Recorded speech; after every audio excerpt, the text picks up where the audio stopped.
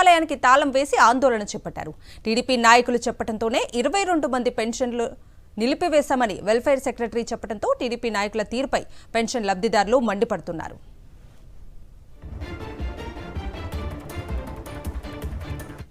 ఇక ఇదే అంశానికి సంబంధించిన పూర్తి అప్డేట్స్ ని మా ప్రతినిధి సునీల్ అడిగి తెలుసుకుందాం. సునీల్,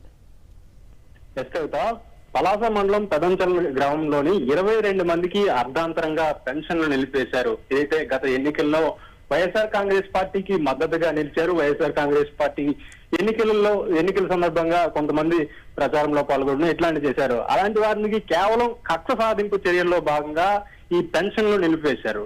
ఏదైతే ప్రధానంగా ఎన్నికల్లో అధికారంలోకి వచ్చిన వెంటనే తెలుగుదేశం పార్టీ నాయకులు కక్ష సాధింపు చర్యలకు పాల్పడుతున్నారు. వైఎస్ఆర్సీపీ నాయకులు కార్యకర్తలపై దాడులకు పాల్పడుతున్నారు. ఇప్పుడు ఎప్పుడైతే సంక్షేమ పథకాలు ఉన్నాయో, ప్రభుత్వం ప్రవేశపెట్టిన సంక్షేమ పథకాలు, పెన్షన్లను కూడా కక్ష సాధింపు చర్యల ద్వారా అడ్డుకుంటున్నారు. ఒకే గ్రామంలో 22 మంది పెన్షన్లు నిలిపేయడంతో వాళ్ళు ఆందోళన వ్యక్తం చేశారు. ఏదైతే సచివాలయ సిబ్బందిని నిలదీశారు. వాళ్ళ ఆందోళనను తెలియజేసేందుకు కూడా ఏదైతే ప్రధానంగా సచివాలయానికి కూడా తాళాలు వేసి తమ నిరసనను వ్యక్తపరిచారు. ఎందుకు పెన్షన్లు ఎవరని కూడా అధికారులు నిలదీసిన పరిస్థితి నెలకొంది.